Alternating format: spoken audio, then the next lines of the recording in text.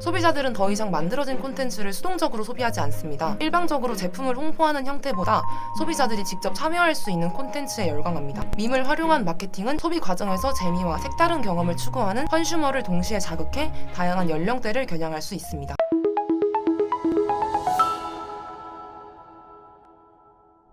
안녕하세요. 광고기획 1본부 2팀 전선희입니다. 오늘은 화제의 중심에 서 있는 마케팅 치트키, 오징어 게임 마케팅에 대해 알아보겠습니다. 최근 넷플릭스에서 개봉한 오리지널 오징어 게임이 전 세계 1위 콘텐츠에 올라섰습니다. 전 세계적으로 현재 오징어 게임은 열풍을 일으키고 있으며 특히 오징어 게임 챌린지가 만들어질 만큼 굉장한 이슈가 되고 있는데요. 구글 트렌드에 따르면 오징어 게임의 검색량이 드라마 공개 후 이틀 만에 브리저튼 검색량을 앞섰습니다. 브리저튼은 오징어 게임 흥행 전까지 넷플릭스 종합순위 1순위를 지켜왔던 드라마입니다. 대략 보시면 아시겠지만 오징어 게임 자체는 빌드업 없이 이루어진 단일 시즌으로서는 확실히 엄청난 화제성과 인기, 그리고 시청률을 가진 드라마라는 것이 사실입니다. 세계적인 인기 덕분일까요? 오징어 게임에 나온 게임, 소품들과 패션, 놀이 등이 유행하기 시작했습니다. 무궁화 꽃이 피었습니다 라는 게임은 국내에서는 이미 너무 유명하지만 특히나 해외에서 뜨거운 인기를 얻고 있습니다. 특히 필리핀의 한 나라에선 게임에 나온 대형 술래 인형을 설치해 무단 횡단수를 줄이고자 캠페인이 열리기도 했습니다. 또한 틱톡 등을 이용하여 전 세계적인 무궁화 꽃이 피었습니다 챌린지가 진행되는 상황입니다. 오징어 게임에서 나오는 게임, 그 중에서도 달고나가 제일 뜨거운 인기를 얻고 있습니다. 특히 외국에서는 달고나를 먹지 않고 고유의 한국 강식이라는 점에서 더욱 큰 인기를 얻고 있습니다. 달고나의 특징 중 하나인 모양을 찍어 바늘로 자르는 것이 가지각색의 다양한 도안이 제작되어 인스타그램 릴스와 틱톡에서 특히나 인기를 얻고 있습니다. 참가자들이 입은 트레이닝복 초록과 진행 요원이 입은 트레이닝복 마스크, 각각 큰 인기를 끌고 있는데 특히 참가자 패션은 456번, 이정재가 입은 의미 있는 숫자 옷이 가장 잘 팔린다고 합니다. 특히나 전 세계 행사라고 할 수 있는 10월 31일 할로윈 파티가 다가오는 만큼 오징어 게임 할로윈 코스튬에 대한 인기를 더 실감할 수 있었습니다. 오징어 게임 같이 인기를 끌고 있는 콘텐츠, 사진 및 영상, 유행어들을 활용한 마케팅을 밈 마케팅이라고 합니다. 밈 마케팅은 밈과 마케팅의 합성어인데요. 밈과 유행어는 구분에 대한 명확한 기준은 없지만 동일한 의미는 아닙니다. 직관적인 유행어와 달리 밈은 사회 문화적 배경 지식을 바탕으로 맥락을 이해해야만 합니다. 또 밈은 말이나 단어에만 국한되지 않고 사진이나 영상, 행동까지 모두 아우릅니다. 예를 들어 얼어 죽어도 아이스 아메리카노를 뜻하는 얼주가는 직관적으로 뜻을 알 수 있는 유행어에 해당합니다. 눈이 오는 한겨울에 롱패딩을 입고 한 손에는 아이스 아메리카노를 들고 가는 사진은 얼주가를 표방하는 하나의 밈이 되는 것입니다. 앞서 소개한 달고나, 동그라미, 세모, 네모의 유행도 일종의 밈이라고 할 수 있습니다.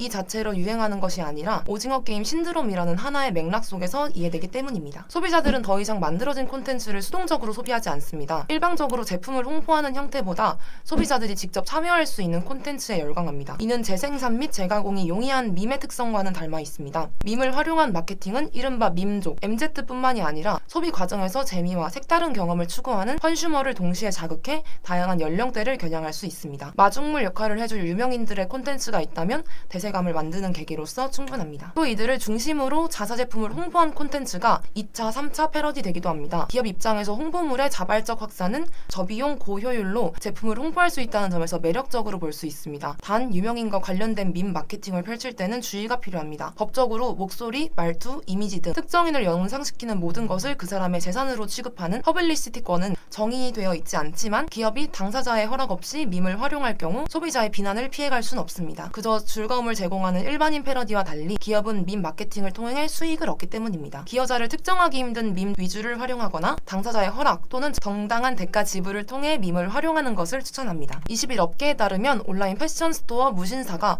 오징어 게임에서 새벽 역을 맡은 배우 정호연의 셀럽도 다 무신사랑 캠페인 리뷰 영상을 공개했습니다. 무신사는 정호연을 브랜드를 대표하는 무주로 전격 발탁하고 무신사 스토어에 입점한 국내 브랜드들과 함께 화보까지 선보일 예정입니다. 또한 무신사는 오징어 게임과 국내 최초로 공식 콜라보레이션을 진행합니다. 지난 18일부터 오징어 게임 작품 속 참가자들이 입은 초록색 체육복을 래플 이벤트로 한정 판매에 들어갔습니다. 지난 10월 31일 할로윈 데이를 앞둔 기획으로 원작 속 게임 참가자 수에 맞춰 제작했습니다. 래플 이벤트 종료 후 다음 달 중에는 무신사 스토어에서 판매를 추진합니다. 위메프는 오는 25일부터 27일 온라인 서바이벌 게임 위메프 게임을 개최한다고 전했는데요. 퀴즈 퀴즈 정답 맞추기, 달고나 뽑기, 구슬 홀짝 맞추기 등 게임을 진행한 뒤 최종 우승자에게 최대 2천만 원 상당의 쇼핑 포인트를 지급하는 방식이라고 하네요. 글래드 호텔은 객실 1박과 달고나, 오징어 볶음밥 등 제공하는 글래드 게임 패키지를 선착순 456팀에 한정 판매하기로 했습니다. 이커머스 데이터 분석 플랫폼 아이템 스카우트에 따르면 네이버, 쿠팡 등 주요 온라인 쇼핑몰에 오징어 게임을 키워드로 등록된 상품 수는 9월 넷째 주 2296건에서 한 달이나 지난 19일 기준 93,047건으로 40배 넘게 급증했습니다. K-드라마인 오징어 게임 덕분에 온라인 동영상 스트리밍 서비스 넷플릭스의 신규 가입자가 급증한 것으로 나타났습니다. 19일 넷플릭스는 3분기 실적 발표 컨버런스 콜을 통해 3분기 가입자 수가 전분기 대비 440만 명 늘었다고 밝혔습니다. 이에 따라 총 가입자 수는 2억 1,360만 명에 달했습니다. 이번 구독자 수 증가는 넷플릭스 예상치 350만 명과 주식시장 예상치 384만 명을 크게 웃돈 것입니다. 이에 대해 넷플릭스는 한국의 디스토피아적인 시리즈물인 오징어 게임이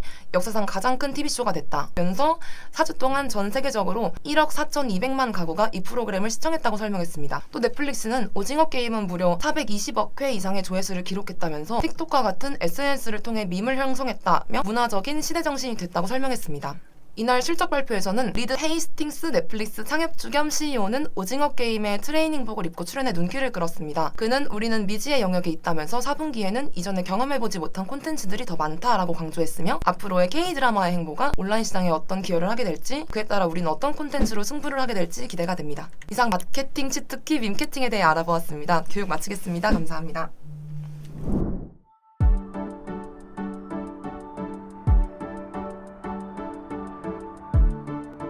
구독과 좋아요는 컨텐츠 제작에 힘이 됩니다.